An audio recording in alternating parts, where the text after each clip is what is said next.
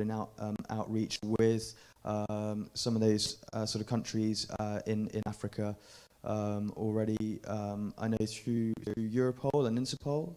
I myself have been on sort of delivered sort of awareness. We call them awareness courses rather than training courses to South America. I was here in Brazil in February this year, delivering a sort of a domain suspension course. Again, kind of linked to tying in spam, but also malware and stuff. I know I've mentioned before on sort of some of the calls, sort of a slight anxiety over maybe going too broad too quickly with this issue. If I don't know, and I still think if we broaden it out to to sort of dealing with the whole mitigation at scale of malware, I mean that's a huge challenging issue. It's something we're looking at in the UK, and we still haven't figured out where you draw the line and how you might sort of tackle that issue. So I personally I think sort of if we can maybe develop develop some things, starting with spam and then grow gradually. I mean, I see this as being, this thing isn't, this forum, this best practice forum is just something that's going to continue and grow. And certainly sort of back in the UK, I'm trying to increase the awareness amongst our public safety organisations and, and government sort of to this work and to these efforts and get more people to participate. So yeah, we're doing bits and pieces sort of ourselves and through Interpol and Europol. It probably does need to be brought together, and so hopefully this is a vehicle for doing that. Sort of bringing some of these individual initiatives into a much more coordinated approach in collaboration with, from a government side, in collaboration with industry.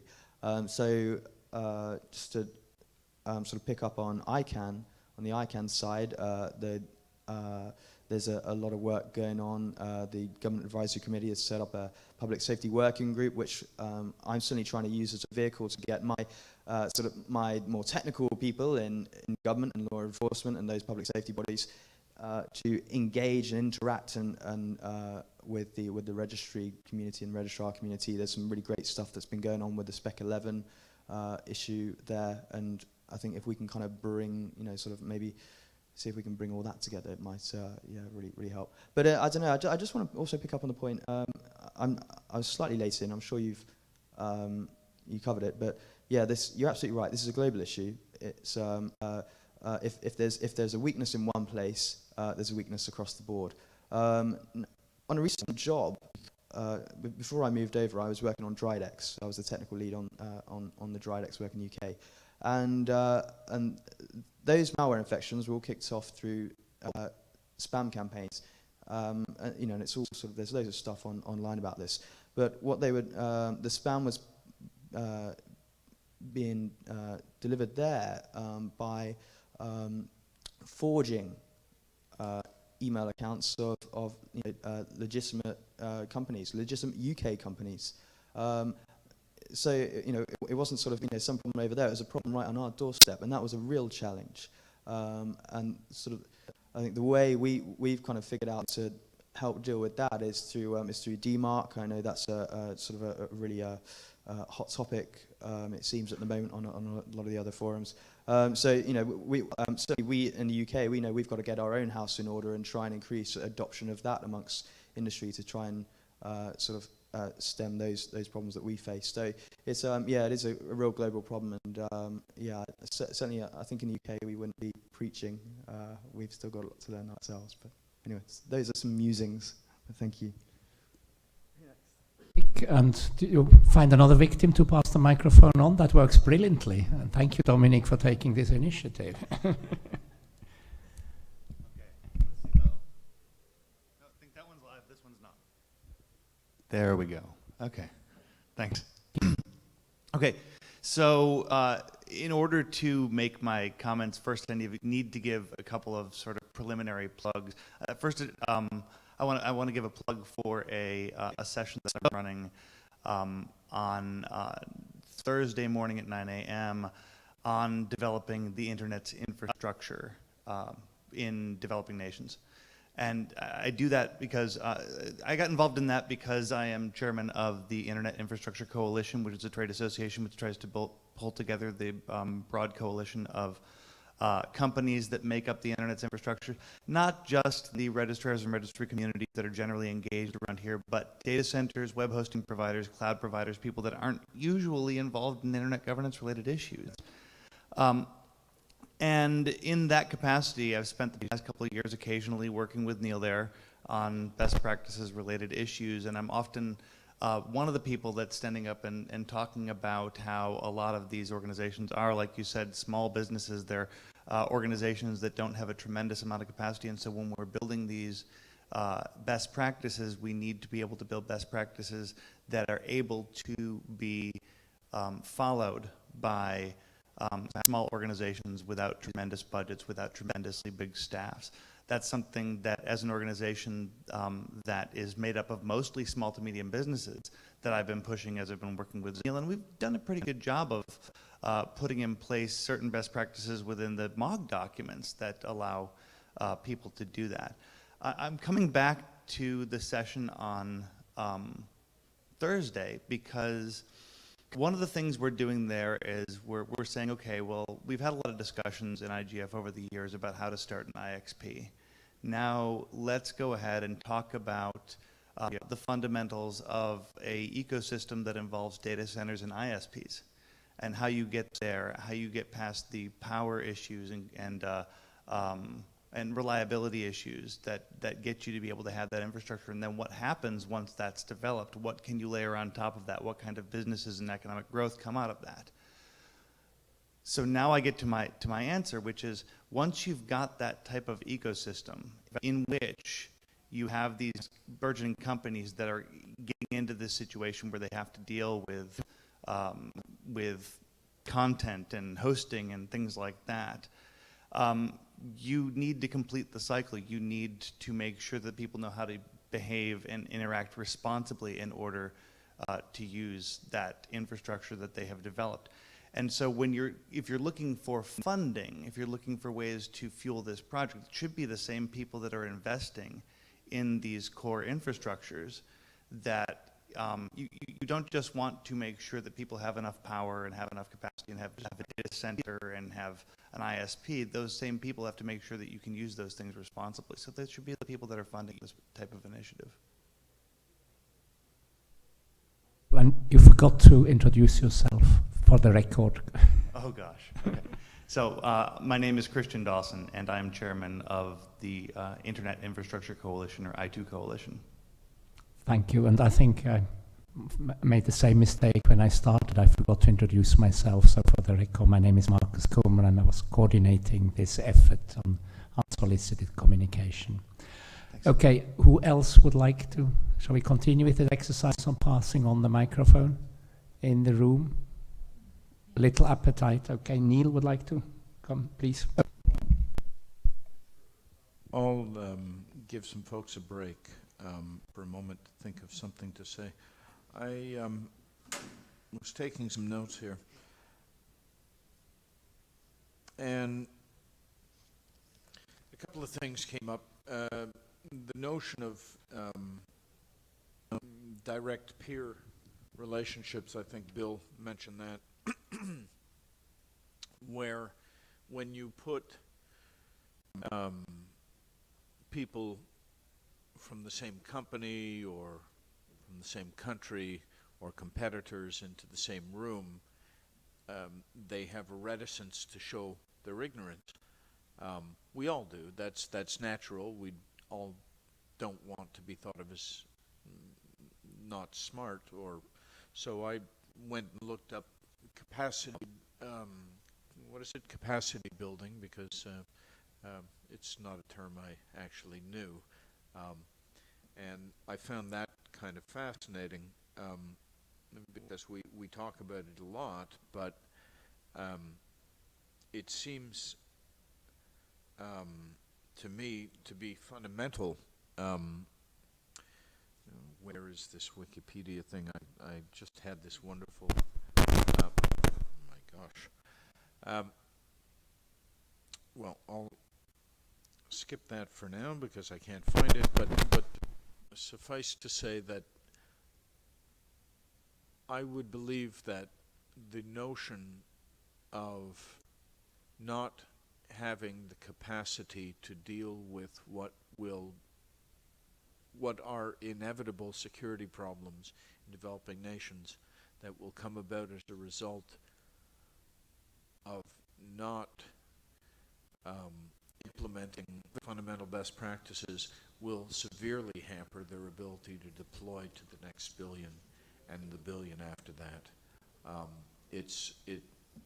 We've learned so much through repeated and horrible lessons in the developed world that it seems almost a crime not to impart this information to people. But the one thing that did come to mind throughout all of these discussions was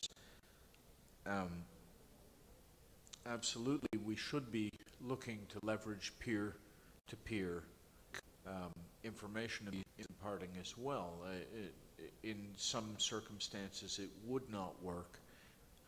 Certainly I've trained in my professional life with a group of people who absolutely assured me they understood everything until afterwards when they would come by and very quietly say, just one thing. And that would lead into an hour-long discussion, and it would have been very fruitful for me to be able to explain to the entire group, because I'd be willing to bet no one else understood it either. But that is one particular culture that is very regimented and very segmented, and that is a problem. But the notion actually that came to mind throughout all of these discussions is something that's called B-sides. These B-side conferences in America, where they're very much, they're local, they're informal, and they are, for the very operative notion underlying them is one of information exchange and knowledge exchange. And so there may be some advantages to us trying to develop such things in due course. But one thing that I think we've kind of circled around a number of times we talk about imparting this knowledge that we have of training, but who are we training? If we're trying to get money, if we're trying to get buy-in to this process, I think we need to be a lot more specific about who exactly are we training. Oftentimes I've done training for law enforcement organizations where the big shots with the big brass show up, but the cops in the trenches don't. And the cops in the trenches are the ones that actually need the training, or they need a different type of training. So there's law enforcement, and that is a prevailing or an overarching term for judges, lawyers, and investigators, as well as administrators. Then we have certainly operations staff at technical companies, be it hosting companies, ISPs, or even various internet service-related things. You think of, I don't know, Uber starting up here. They have different security issues than they do in America. I happen to know the head guy over at Uber Security. He poached from Facebook, so he's a pretty international guy, so he pretty much understands that. But if you take a look at any kind of developing service in a given country, they will run into attacks, be it attacks on their infrastructure, spam or other things, or obviously the exfiltration of finance finances is probably the most common thing that's happening these days, breaking into where the money is. So there's those people as well. But who else? And asking in all naivete, I really don't know. Beyond that, we need to think about who it is that we want to train and cultivate the training and specialize the training to each of these specific constituencies. What I would talk to a law enforcement group is hardly what I would talk to network administrators.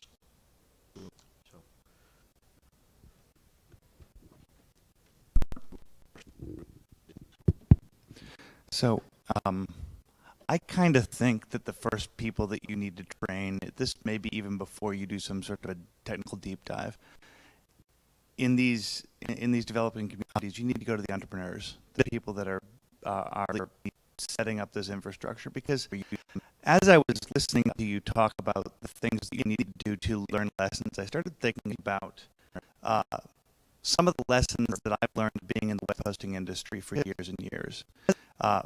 Way back in the day, I had lots of friends and colleagues at organizations that were sister organizations to the cloud company that I worked for, that followed down the path of enabling spammers and people that were selling malware because they saw it as quick and easy money. And they realized very quickly over time that easy money is easy come, easy go. But those are the types of things that if you don't ingrain not only the best practices, but the reasons that you're making the decisions to head down this path rather than a tempting other path, you're not going to see the results that you want. And that's why you need to start your training with the entrepreneurs.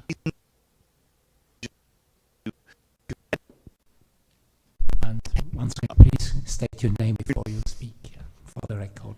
Hi, Chris Buckridge. I work with the RIPE NCC, and my apologies first, I arrived late, and so the input I'm making, I guess, is mainly based on a discussion I had about this without over lunch. So if it's not directly relevant to the earlier conversation, my apologies. But I do think it actually applies to a lot of the concerns that Neil raised. And one thing I wanted to highlight, I guess, is so the RIPE NCC has been involved for a number of years with something called the IPv6 Roadshow. And so this is a different topic, obviously, but I think it probably can stand as best practice or an example of a way of facilitating this kind of knowledge transfer, this kind of training, using the community experts and in a way that can hopefully scale a bit more. And I think some of the key elements of that program, which are probably useful to think about, has been that it's been something we've done very explicitly and closely in cooperation with the public sector. And so it's been done in Arab states predominantly to date. And it's been done working closely with the regulators and the governments there, both to train their own technical staff, but also it's given us the Arab states, and that there's a lot of close cooperation, close links between the industry there and government. Having that connection to government has also been useful then in reaching the people that we felt it was important to reach. So the technical people, but who have not had access to this information or reason to obtain this information otherwise. The other thing, and this is where it comes to talking about scaling, is that the sort of phase part of this project has been a train-the-trainer program. And that's something we sort of launched in earnest really last year. And actually just in this last week or so, we've had the first IPv6 Roadshow event in Lebanon where one of the trainers was a graduate of that train-the-trainer program earlier. So that's actually something that's been quite difficult to get off the ground. There's obviously a lot of logistical complexity there to get it moving. But hopefully, or our hope is that once that's sort of set in motion, once we have a few of these wins in terms of getting that train-the-trainer graduates into the program, then it's something that can grow a little bit more organically and, as you say, become a bit more peer-to-peer learning without sort of the input necessarily of a single organization to drive it all. So yeah, hopefully that's useful or relevant. No, that I think definitely relevant. Now, my question is essentially, I mean, I enjoyed the discussion. I think it's a very good discussion to have, but the main objective was to have a kind of matchmaking event that would lead to a concrete output of this best practice forum. I mean, I was very encouraged by Nick's words, for instance, that somebody who joined this field in internet governance for a government found the work we have been doing and are doing is interesting and relevant. That's encouraging to hear. But how do we take it to the next step? I think there's a big consensus in the room that there is a need for our training, capacity building, raising awareness, and it is a win-win for all involved. It's not just helping people, it's in everybody's interest. But how can we scale this? How can we take it to the next step? Bearing in mind, we don't have a budget we can draw on. We would have to bring people together who are willing to chip in, to use their own resources. I think the idea of the V6 roadshow RIPE is doing is very interesting, but that demands a lot of resources. Training the trainers obviously makes much sense. It has been an old adage in development cooperation.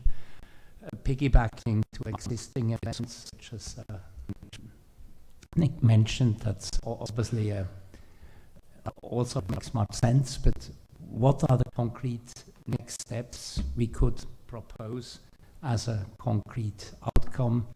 And here I don't have the answers, I'm asking the question. Julia, do you have the answers? No, I don't.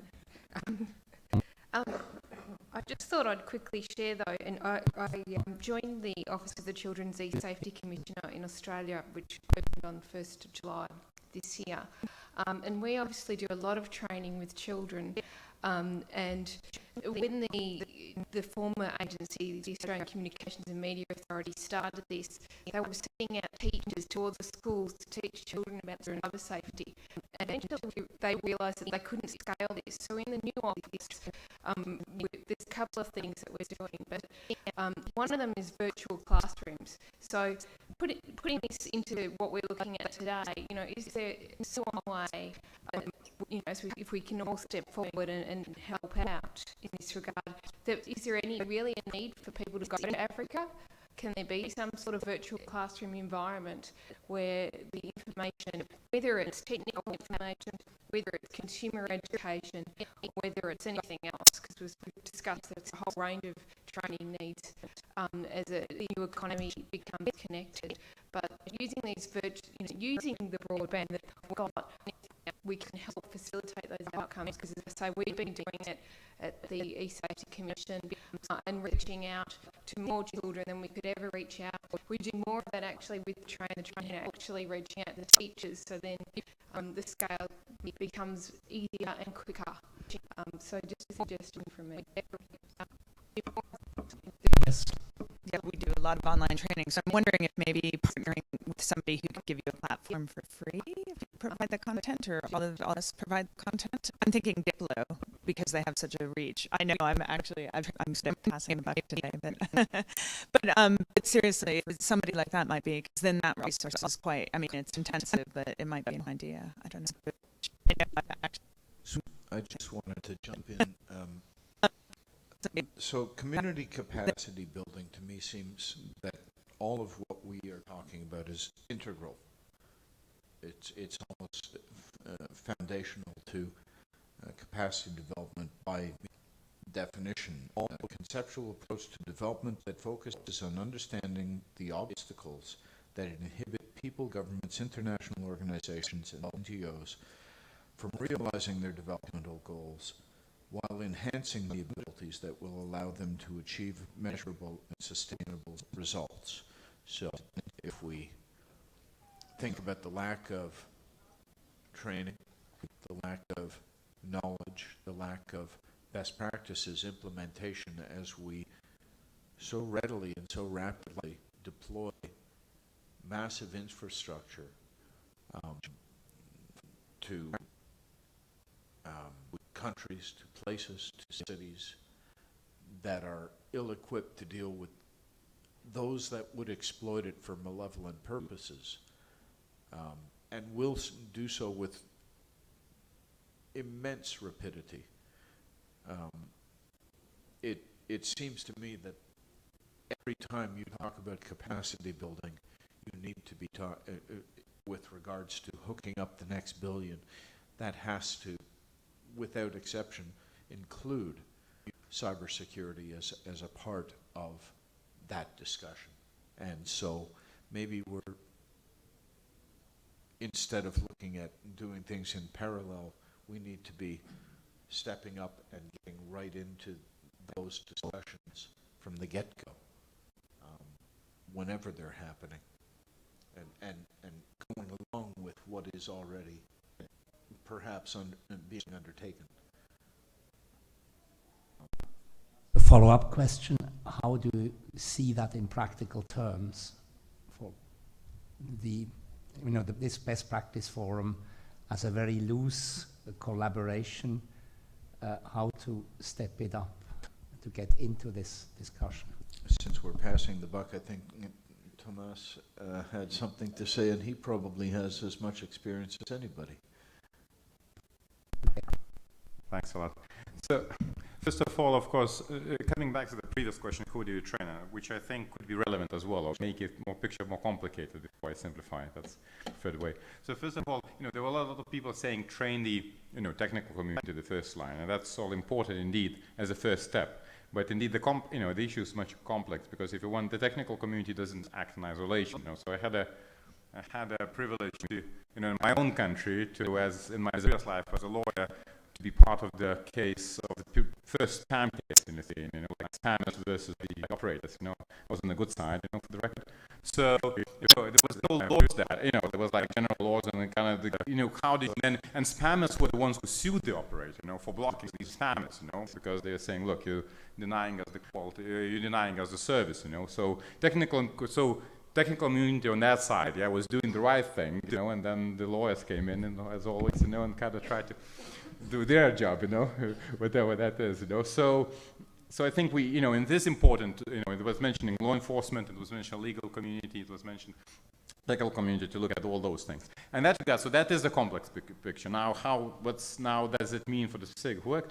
I think sometimes people don't underestimate the value of coming together, exchanging the business cards, and agreeing that next time when we work, we'll work together. So I already kind of identified in this room a few people I want to exchange business cards with, and kind of then to make sure that, when they do things, we kind of, keep each other informed. And Wout mentioned already Global Forum for Cyber Expertise, which already, has certain activities in that regard. There are other forums for that. I think the risk is, and I kind of, not to be, the risk is to launch another process of coordination of the processes, because then, some people joke, that we now need the coordinators of the coordinators, So, but actually recognize the value that comes out of us coming together, agree to work together, and then checking in maybe on an annual basis, like here, back, and seeing what is coming out of that and what needs to be strengthened or not. That's my thoughts.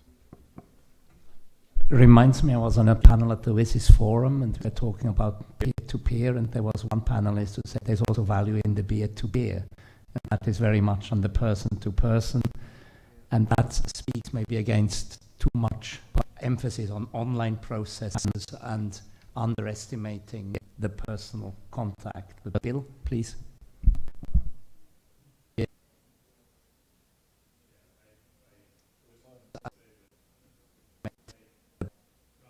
To disparage anyone else's remarks, but the goal of not traveling to Africa feels to me like a non-goal. I think you, as Tomas is saying, we really do have to be face-to-face with people in order to convey information effectively, in order to gain their trust, in order to create the connection that will allow someone to come back and ask you a question later that they didn't think of then. Darn,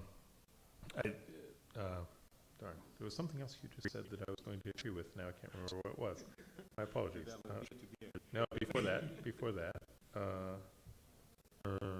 Sorry, I'll come back if I remember.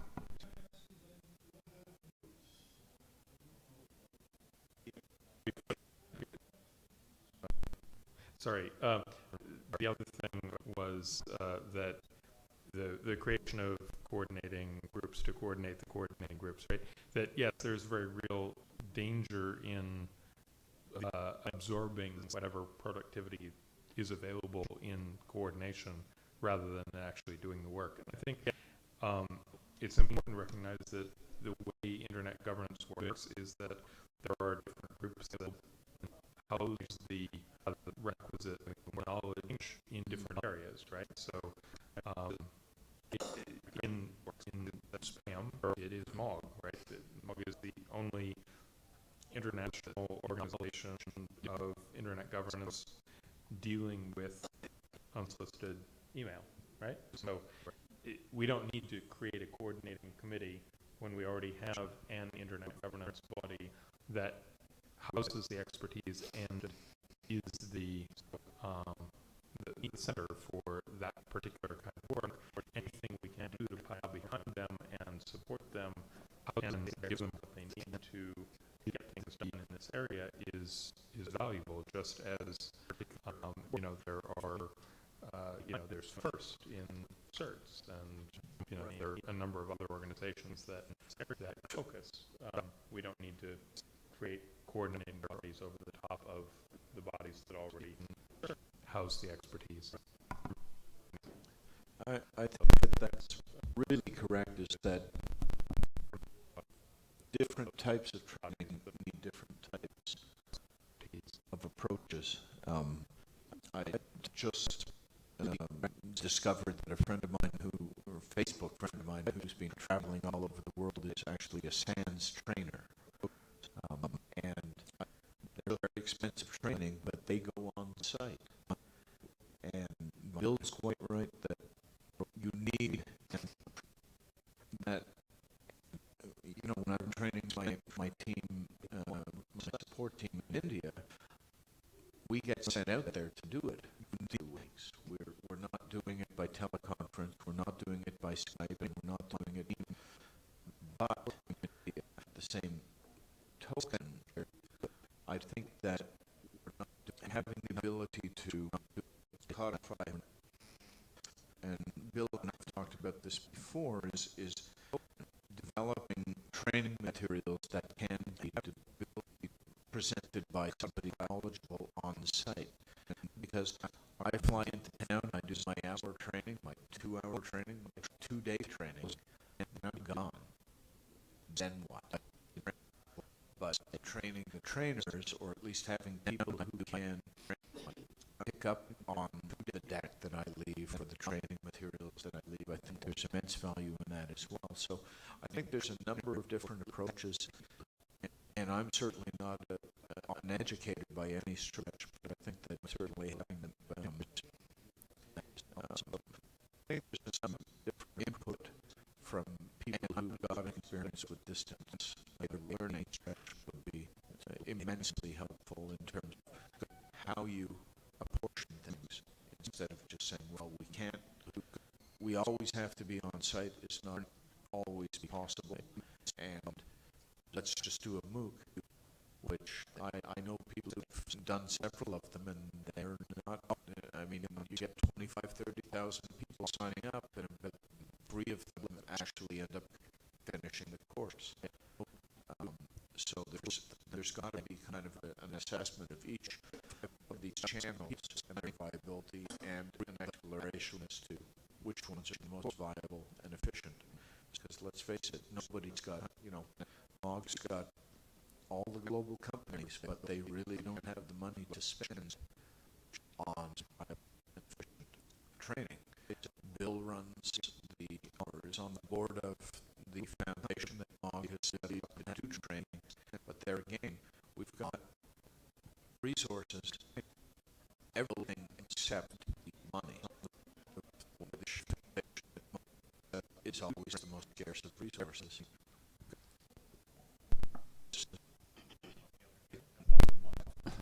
Yes, Chris, please. That was precisely not the point I was going to make. But I get what I was going to say just very briefly in response to that is that perhaps as a tangible next step then is some sort of coordination or improvement of the messaging to those companies that might have funds to contribute to this, as a way of sort of saying this is work that needs to happen, this is why it's in your interest that it happen, and maybe that's what should be coordinated and less piecemeal. Sure, and governments too. Well, thank you. Yes, this is moving towards more concrete outcomes for our very limited mandate. And I mean, as we said to begin with, this is essentially supposed to be a matchmaking session, how we can take this further.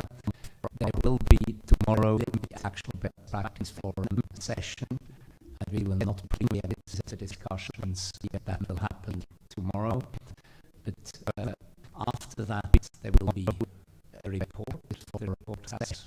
We have already an input report, but the document will be revised, taking into account tomorrow's discussions and maybe also recommendations. But we have to be aware that it's, well, this best practice forum may recommend also to continue, but the decision will be taken by the MAG whether or not. And we had preliminary discussions on that, and the general feeling was this is the second round after this best practice forum, and maybe 2 consecutive rounds are enough, and room should be made for the other issues. So we also have to think, if we feel there is a need for future work on this, and if that's only a very minimalist way, as much suggested, just to maybe think continued discussion on a personal basis and take stock after a year of where we are, or making recommendation as to future funding, and that would then be a kind of matchmaking, I suppose, if we can draw the attention of potential donors to existing initiatives by the MOG, for instance, have the capacity but don't have the funds to engage in large-scale activities, and scalability will be an issue. So these are some thoughts of how can we actually narrow it down to a possible recommendation as a concrete outcome.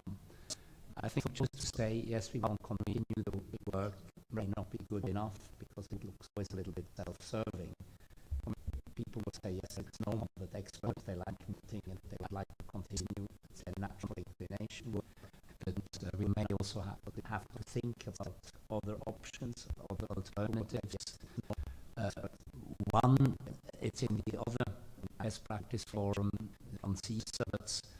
One option that came up was actually there's appetite of continue the work, but maybe in a different way, maybe in the form of a dynamic coalition. That can also be in the idea of context, a way of continuing the work. That's a very bottom-up, in way of doing work of like-minded people who are interested in one issue. Now, these are just a number of the questions, and I wonder, Julia, whether you would like to reflect as our lead expert on this, and you will also talk then on the main session, bringing all best practice forums together, please. Thanks, Marcus. I think it's interesting that a number of the recommendations that are actually already in the paper have just come out organically through the discussions. In fact, the first recommendation is that spam is a symptom, and that in fact, when we talk about spam these days, we can't help to start to talk about cybersecurity and cyber safety. That's a bigger thing. So I think, to answer your question to an extent, Marcus, in my opinion, is probably spam as a best practice session in this little ball and not going beyond it doesn't really work. And in this day and age in 2015. So if there's to be future work, I think it needs to be broader, and that's something we'll talk about at tomorrow's session. But quickly, just to cover some of the recommendations that have been just out of this, one of the recommendations is that industries affected by spam, phishing, and the like must continue to evolve in order to protect their own reputations and to ensure that their own customers do not become victims. I think what we're saying, to use an expression, is that they ought to cough up. They ought to be paying. They ought to be paying for this training and providing resources for that training. So we can talk about this more tomorrow, but I think we recast that recommendation to be clear that that's what we think. And we can expand further on the recommendation about the training on technical matters. And I think we've covered briefly, but we will more tomorrow, the need for education assistance, who should be paying for that and how can that be done as well. I don't want to give you the whole of tomorrow's workshop in 20 seconds, but anyway, I thought that was it was a good point to make, that the number one recommendation is that we want to be broader, and you know, we can change the recommendations we've got out of this discussion as well. Yes, well.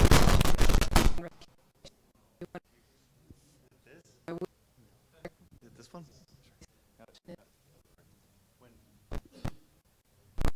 Okay, well, thank you. I appreciate it. When you were mentioning being broader, I had one question for the panel. I know that we don't have representatives from developing nations on the panel because of flight delays and not because people weren't going to be, and that's so credit where credit is due there. But when we're we should be talking about more than just training and training the trainers. For this to be a self-sustaining project, you also need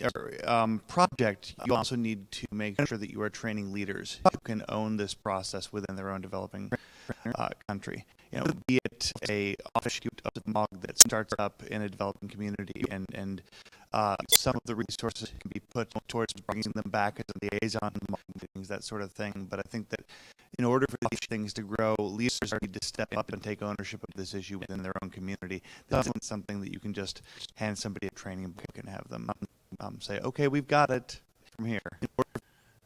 That's all. Actually, what in my experience in development cooperation, the word ownership is very important. That you need somebody who actually owns a project or owns an issue, and that is not something you can just order. It's something you need to develop. But I think the personal contacts come into it again. Yes. To respond first, Mr. Makanafaya of IGF Africa will be in the panel tomorrow, but is at this point in time still on a flight, we understand. Just like ISOC Africa that wanted to participate, but is not here yet. So in other words, they just could not be here. It's not that there is no interest. So that's, I think that's the positive thing. But I wanted to reiterate what Mark said.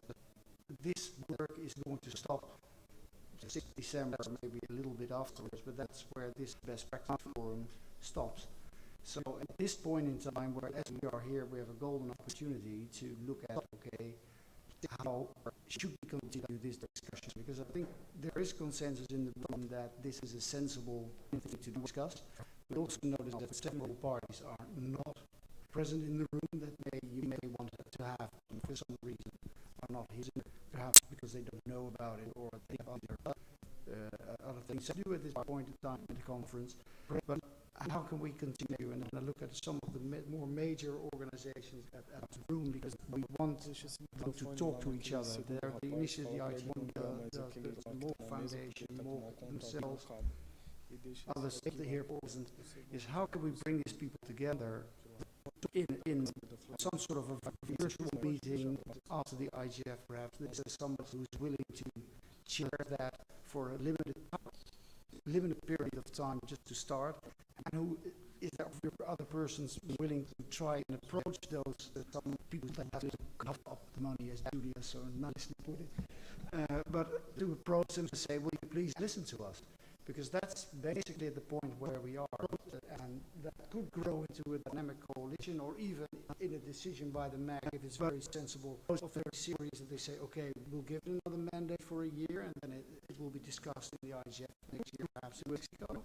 But in other words, we need somebody who is able, at this point in time, when put a little time to it, can do some calls, do some Skypes, or do some emails, so that at least there is the nucleus of this discussion. Is that the willingness to do that? I think that is the main question that's at the table at this point. And if the answer is yes, then we have at least a major outcome for this best practice forum.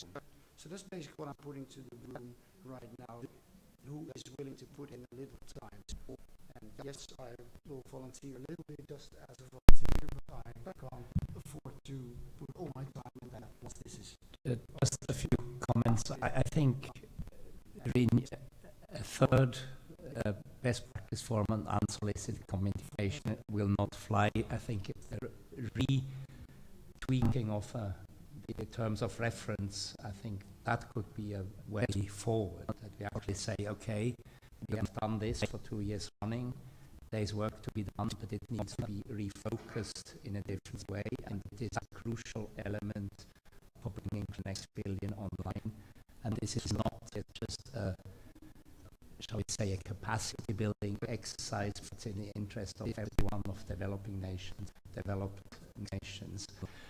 And I think I'm an eminently practical person, and I actually like Bill's idea of piggybacking on the African Internet Summit. I think it would be something actually doable, that we look at the next African Internet Summit, try and find the funds to fly in a few people who raise awareness for these issues, who try to build partnerships.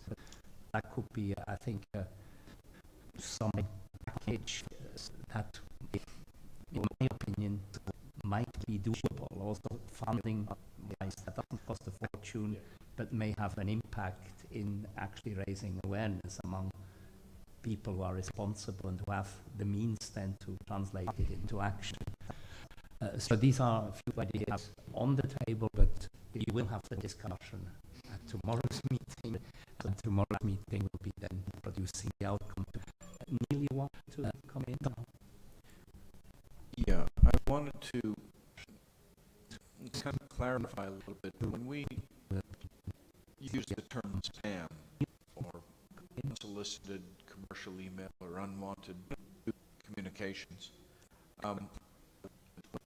email, messaging, whatever, is a conveyance of cybercrime. It's nothing more. It's a channel. And so some years ago, the Messaging Anti-Abuse Working Group decided that they were going to be the Messaging Mobile and Malware Anti-Abuse Working Group. So this is all shorthand. We're not, when we talk about training or when we talk about any of these best practices, only merely talking about what the shorthand spam would it normally evoke, which is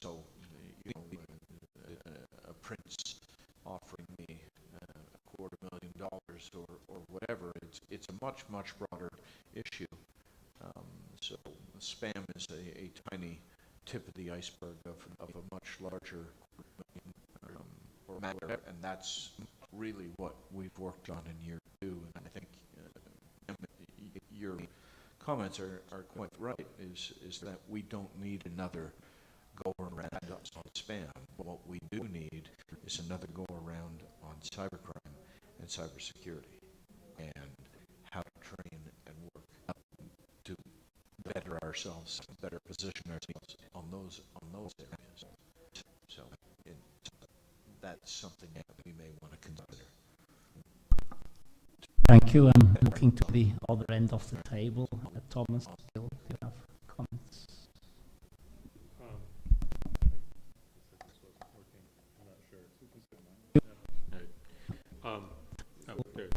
So I think, as you're saying, the goal of getting a couple of people to a meeting to do some training to show that all of this is not for naught and that there is an achievement to be heralded, all that's completely doable. I think, between MOG and PCH and a few other organizations, getting a few people to go teach a few days of workshops is completely feasible. I think if that is a stepping stone to further success, then I think we should take that step. I think one point that I already made and similar to the other side of the table is about whether it's only about, again, back to my initial intervention, it's just about unsolicited communication, so it's about a much broader issue. And I've noticed, there's also BPF of inserts, so maybe there's a place where you kind of consider whether there is some synergies between those two BPFs in the next frame. And in terms of practical collaboration, I think it's anything is possible. So these type of discussions like here, practical, thinking of some events. So of course, as I do, would be happy to have opportunities and sending our experts in one way or another, contributing, or in another way, also inviting experts around this table to the things that we might organize. We have a memorandum of understanding with ISOC specifically on spam capacity building, and it's again one of the examples that could be built. We could build on that further, with other organizations. But I think again back to these practical steps and kind of identifying the ones going and doing it together and identifying the speakers. I think that's where the meat lies. I'm looking also to the room. Some people haven't said anything, so don't feel shy. If you feel you would have any comments to add, you'd be most welcome.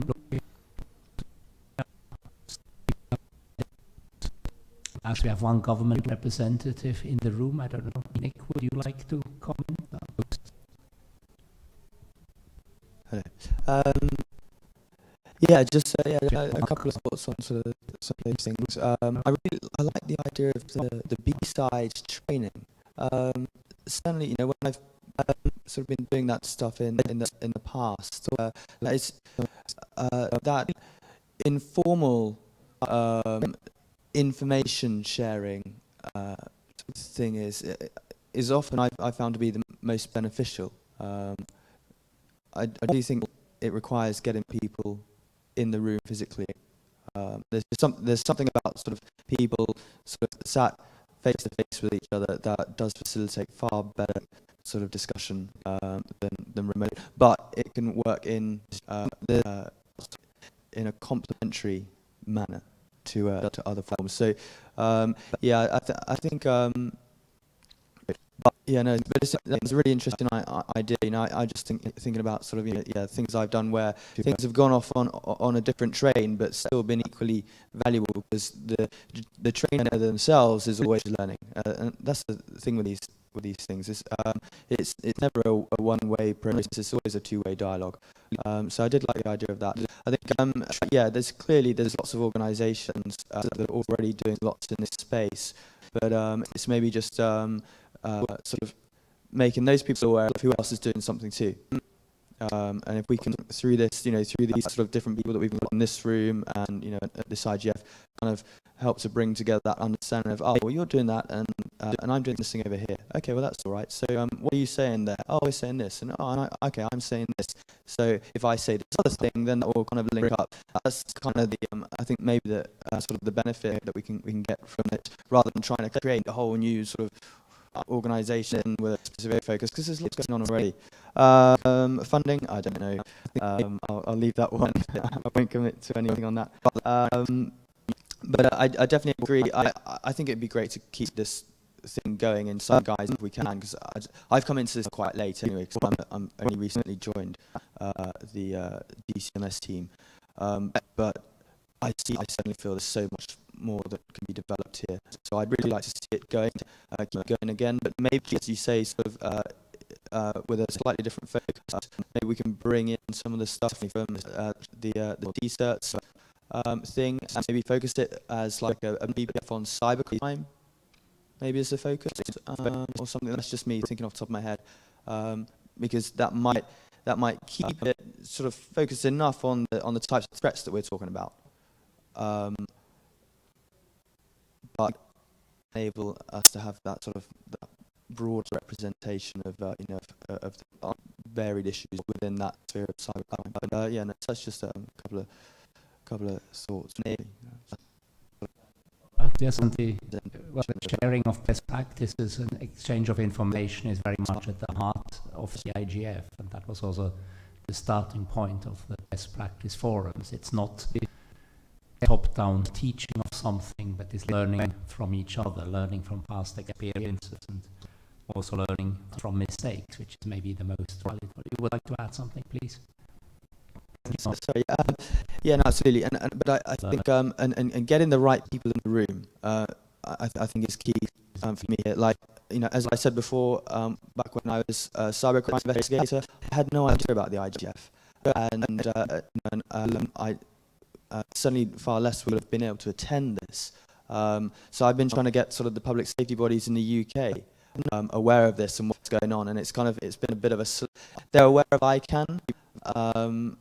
You know, some of them, because they know that ICANN are at the top of the tree when they look at a WHOIS record, but they're not so aware of the IGF. So I think if we can sort of also I think a benefit from this going forward will be making this yet more inclusive and having more people sort of actually coming and participating. So I'm trying to do that from the UK anyway.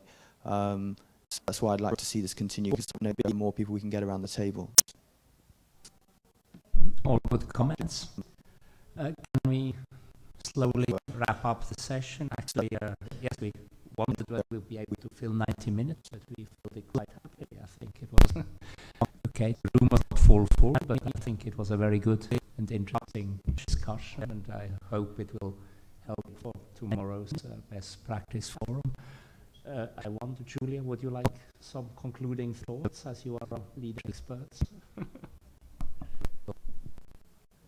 In conclusion, we're going to be in room 5 at 9 a.m. tomorrow. So I hope you will all join us. You've already had a little taste. I think this session has been very good in starting to bring those draft recommendations to life, because they are very much draft recommendations. Don't think by any means the words that are there now need to be the words that stay there. So I've already got in mind some things we can discuss tomorrow in terms of updating those, and I hope you all, your homework tonight is to read the draft and consider the wording. But in any event, we need to go through the recommendations one by one tomorrow, because we value your feedback.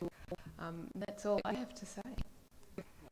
Thank you very much, Julia. Thank you all, to my fellow panelists and to you participants in the room. And with that, let's conclude the session. And let's be up early tomorrow, 9 o'clock sharp in room 5. Yes. Thank you very much for your attention. Thanks.